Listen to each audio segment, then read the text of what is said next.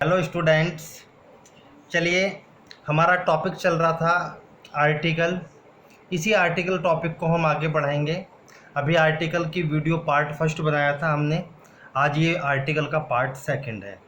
क्योंकि हमारा जो कल वीडियो पार्ट फर्स्ट में मैंने आर्टिकल ए और एन का यूज आपको बताया था कि किस प्रकार से ए का प्रयोग किया जाता है और एन का प्रयोग किया जाता है। यानी कि मैंने आपको बताया था कि आपको साउंड पकड़ना है। साउंड पकड़ने के बाद आप नाउन से पहले आर्टिकल का प्रयोग कर सकते हैं, चाहे आप ए लगाएं चाहे आप एन लगाएं। ठीक है, चलिए अब ए एन के प्रयोग को थोड़ा सा और आगे बढ़ाएंगे। किस तरीके से ए एन का यूज किया जाता है किसी भी सेंटेंस में, थोड़ा ध्यान से समझते चलें। देखिए मैंने लिखा पॉइंट नंबर 1 को ज़रा ध्यान दें कि ए एन का यूज कुछ फ्रेजिस में किया जाता है। ठीक है, कुछ इंपॉर्टेंट स्टूडेंट ऐसे फ्रेजिस होते हैं जिसमें हम आर्टिकल ए एन का प्रयोग करते हैं। जैसे जब मैंने बताया था आपको, यानी कि जो कलेक्टिव नाउन होता है, ठीक है, आप उसे जोड़ते हो तब आप ए एन का प्रयोग करते हो। जैसे मैंने लिखा ए टीम ऑफ, आप लिख सकते हो team of players, a gang of robbers. इस तरीके से आप आर्टिकल ए का प्रयोग करते हो। ठीक है, एन असेंबली ऑफ मिनिस्टर्स आप कह सकते हो, एक गैलेक्सी ऑफ स्टार्स कह सकते हो आप। ठीक है, a flock of, a pair of shoes. इस तरीके से आप आर्टिकल ए एन का प्रयोग कर सकते हो। चलिए पॉइंट नंबर 2 की तरफ ध्यान दें। देखिए जिस तरीके से आप, ठीक है, कुछ फ्रेजेस में आर्टिकल ए एन का प्रयोग करते हो, उसी प्रकार से ए का यूज आप नंबर और क्वांटिटी का बोध कराने वाले एक्सप्रेशन से पहले किया जाता है। जो नंबर और क्वांटिटी का बोध कराते हैं, उनको का बोध कराने वाले जो एक्सप्रेशन वर्ड होते हैं, उनसे पहले आर्टिकल ए का प्रयोग किया जाता है। जैसे ए लॉट ऑफ आप लिख सकते हो, आगे नाउन जरूर आएगा, ये तो मैंने केवल समझाया, आगे आपको नाउन लिखना है। जैसे ए लॉट ऑफ मनी, ठीक है, a great number of, a large number of, a good many of, A deal of. ठीक है, इस तरीके से ये मैंने मच और मैनी के प्रयोग में जब आपको एडजेक्टिव पढ़ाया था, ये डिटेल में पढ़ाया था, तो आपको याद रखना इनसे पहले भी आर्टिकल ए का और एन का प्रयोग किया जाता है, ए का प्रयोग किया जाता है। चलिए देखिए पॉइंट नंबर 3 की तरफ चलते हैं स्टूडेंट्स, बड़े ध्यान से देखें। ए एन का यूज वन के अर्थ में होता है, यानी कि एक के अर्थ में। ओ एन ई वन मैंने लिखा हुआ है, इस वन के अर्थ में होता है। जैसे मैंने लिखा रोहन हैज ए डॉग, तो इसका मतलब है रोहन के पास एक डॉग है, वन के अर्थ में हुआ। मैंने लिखा ए फार्मर हैड 3 सन्स, यानी कि एक किसान है जिसके 3 क्या है, पुत्र हैं, पुत्र थे।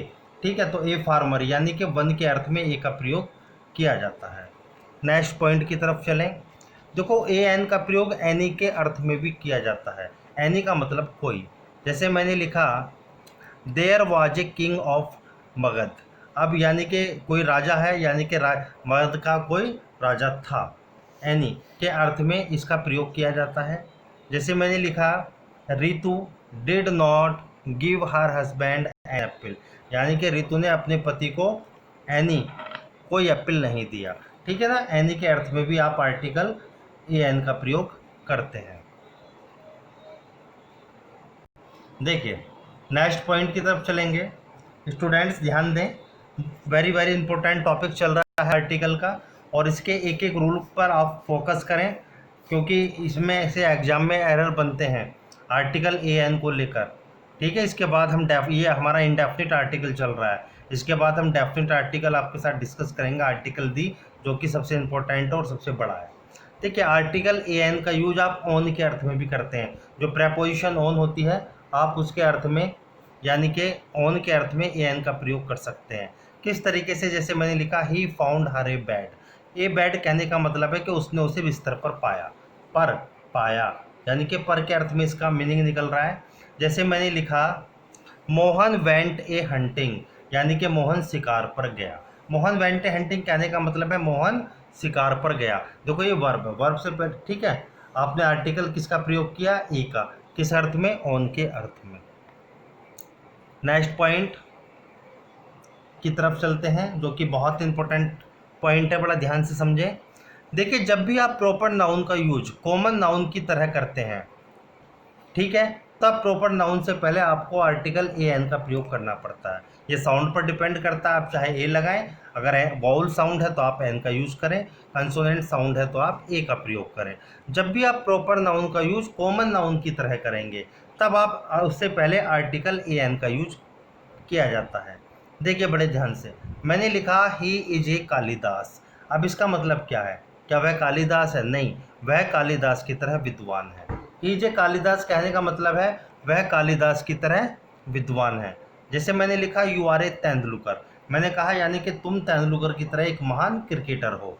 बात समझ में आ रही है? यानी कि आप प्रॉपर नाउन का प्रयोग कॉमन नाउन की तरह कर रहे हैं। यहाँ पर हमने प्रॉपर नाउन को कॉमन नाउन बना दिया। He is a Dinkar, Dinkar Hindi के एक फेमस राइटर हैं, यानी कि तुम दिनकर की तरह एक महान लेखक हो, यानी कि ही इज ए दिनकर, वह एक दिनकर है। बात समझ में आई? इस तरीके से। नेक्स्ट देखिए, नेक्स्ट यूज पर ध्यान दे थोड़ा सा।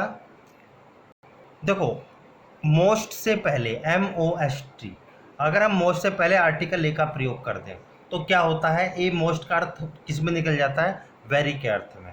इसका मतलब होता है बहुत, यानी कि जब मोस्ट का यूज वेरी के अर्थ में किया जाता है तो उससे पहले आर्टिकल ए का प्रयोग किया जाता है। बड़े ध्यान से समझें।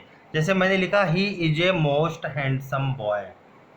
He is a most handsome boy कहने का मतलब है यानी कि वह बहुत हैंडसम लड़का है। ठीक है, इस तरीके से ए मोस्ट का मतलब क्या हो गया? वेरी।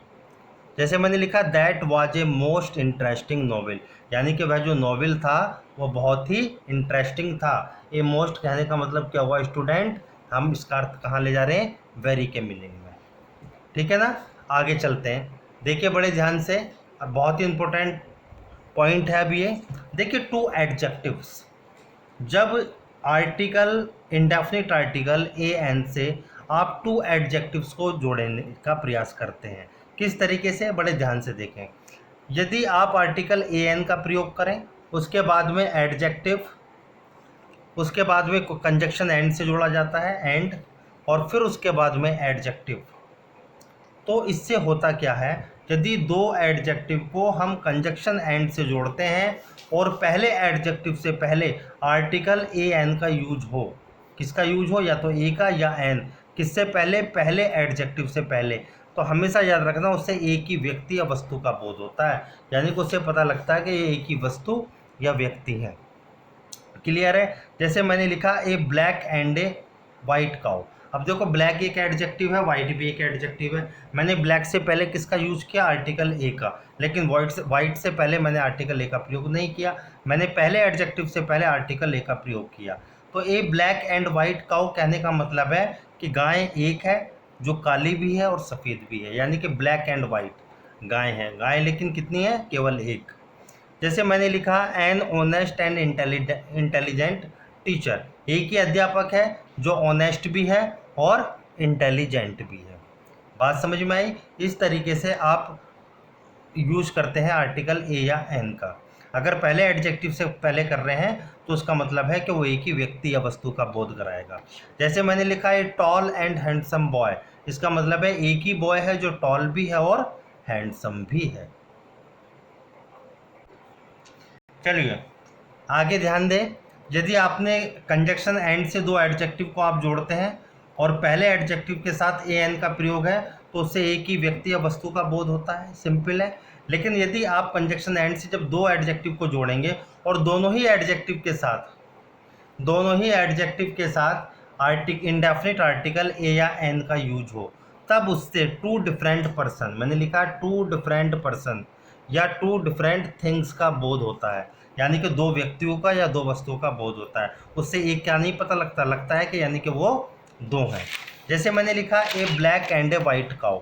अब एक ब्लैक और वाइट दोनों ही एडजेक्टिव हैं, दोनों से पहले आर्टिकल ए का प्रयोग हुआ, तो इससे क्या पता लगता है कि गाय दो हैं, एक ब्लैक है और एक वाइट है। बात समझ में आई? नाउन के लिए तो आर्टिकल ए का प्रयोग हुआ है। मैंने कल फर्स्ट वीडियो में बताया था कि नाउन है तो आर्टिकल है, अगर नाउन नहीं तो आर्टिकल नहीं। तो ये black and a white cow, इसका मतलब है गाय एक है जो कि या इसका मतलब क्या हुआ कि दो गाय हैं, एक ब्लैक है और दूसरी वाइट है। क्लियर? जैसे मैंने लिखा an honest and intelligent teacher. इसका मतलब है कि टीचर दो हैं, एक ऑनेस्ट टीचर अलग है और इंटेलिजेंट टीचर अलग है। दो टीचर की बात हो रही है यहाँ पर, याद रखना। अगर मैं आर्टिकल ए या एन एक एडजेक्टिव के साथ लगाता हूँ तो वहाँ पर केवल एक पर्सन की बात होती है, अब यहाँ पर दो पर्सन की बात हो रही है। A red and a black shirt, यानी कि दो शर्ट है, एक रेड है और दूसरी ब्लैक है। बात समझ में आई? चलिए नेक्स्ट, थोड़ा सा ध्यान दें स्टूडेंट्स। देखिए, अगर ये कहानी एडजेक्टिव के साथ जुड़ती है तो ये कहानी नाउन के साथ भी होती है।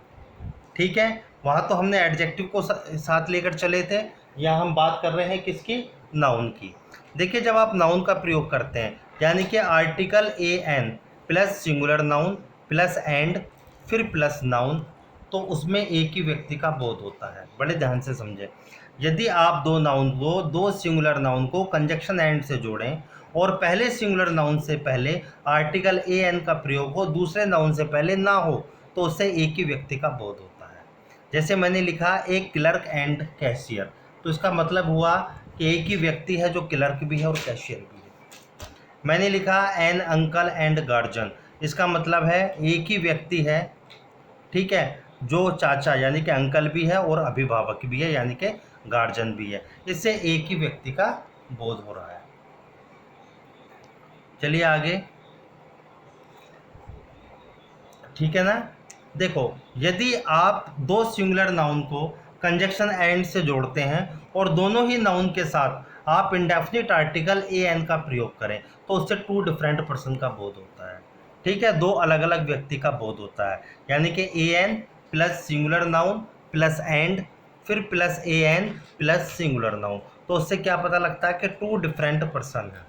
जैसे देखिए फॉर एग्जाम्पल, एक क्लर्क एंड एक कैशियर, इससे पता लग रही है कि दो व्यक्ति हैं, एक क्लर्क है एक कैशियर है, दोनों अलग अलग हैं। जैसे मैंने लिखा an uncle and a guardian, तो दोनों नाउन के साथ मैंने आर्टिकल ए का प्रयोग किया, तो इससे ये पता लग रहा है कि दो पर्सन हैं, एक अंकल अलग है और अभिभावक यानी कि गार्जियंस अलग है। देखिए आगे चलते हैं, बहुत इंपॉर्टेंट रूल है, इसे थोड़ा ध्यान दें। देखिए, ए एन का यूज सिंगुलर काउंटेबल नाउन से पहले क्लास का बोध कराने के लिए किया जाता है। बात समझ में आई? किस तरीके से, ज़रा थोड़ा ध्यान दें। जैसे मैंने लिखा a cow is a domestic animal, अब ए काउ कहने का मतलब है, ए काउ कहने का क्या मतलब है? ऑल काउज, यानी कि सारी गाय। बात समझ में आई?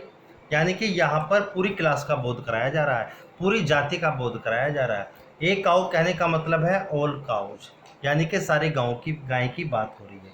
क्लियर? इस सेंटेंस को हम इस तरीके से भी तो लिख सकते हैं, काउज आर डोमेस्टिक एनिमल। बात समझ में आई? इस तरीके से। अब यानी कि एक काउ कहने का मतलब है ऑल काउ। बात समझ में आई? देखिए आगे next example, an ox is a very useful animal. अब एन ऑक्स कहने का मतलब है यानी कि ऑल ऑक्शन, ये ऑक्स है सिंगुलर और इसका ये प्लूरल है ओ एक्स ई एन, ठीक है, ऑल ऑक्शन, यानी कि सारे बैल की बात हो रही है, एक की बात नहीं हो रही, सबकी बात हो रही है। पूरी क्लास का बोध कराया जा रहा है, पूरी जाति का बोध कराया जा रहा है। देखिए लास्ट, जैसे कि मैंने आपको बताया था कि जितने भी कॉमन नाउन होते हैं उनसे पहले आप इंडेफिनिट आर्टिकल और डेफिनिट आर्टिकल दोनों का ही यूज कर सकते हैं, ए का भी, एन का भी और दी का भी। बात समझ में आई? कॉमन नाउन से पहले हमेशा आर्टिकल का प्रयोग करना कंपलसरी होता है। जैसे I am a teacher, teacher अपने आप में एक कॉमन नाउन है। सी इज ए डॉक्टर अपने आप में एक कॉमन नाउन है। यू आर ए स्टूडेंट अपने आप में एक कॉमन नाउन है। ठीक है स्टूडेंट्स, तो ये हमारा आर्टिकल का पार्ट नंबर 2 था। आप थोड़ा ध्यान रखें और ठीक है, चैनल को सब्सक्राइब कर दिया करें, वीडियो को ज़्यादा से ज़्यादा लाइक करें ताकि मुझे प्रेरणा मिलती रहे नई नई वीडियो अपलोड करने के लिए आपको। Thank you.